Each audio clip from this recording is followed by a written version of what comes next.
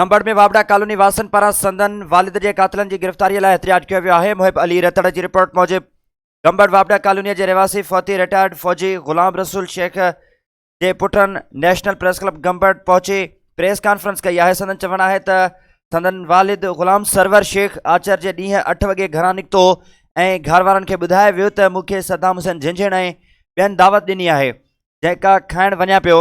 असांजो वालिद साहब काफ़ी वक़्तु थी वियो उन सां राब्तो न थियो। ओचितो 3 वॻे फ़ोन आई तव्हांजे वालिद जो एक्सीडेंट थियो आहे केठी खरलाबाद में लाल बख्श झंझण जे उताक जे भरिसां। जिते वियासीं त उते असांजे बाबा साईं जो लाश पियल हो, पर उते पहुचण खां पोइ असां ॾिठो त बाबा जे मोटरसाइकिल खे कुझु बि नुक़सानु न पहुतल हो। असांजे बाबा जो सिर्फ़ु लाश पियल हो। उन्हनि चयो त असांजे बाबा खे हादसे में मारे इहो ज़ाहिर कयो पियो वञे त तव्हांजो वालिद हादसे में फ़ौत थियो आहे। हालांकि असांजो वालिद हादसे में फ़ौत न आहे थियो, असांजे बाबा खे क़तल कयो वियो आहे। असां सां इंसाफ़ करे कातिलनि खे गिरफ़्तार कयो वञे।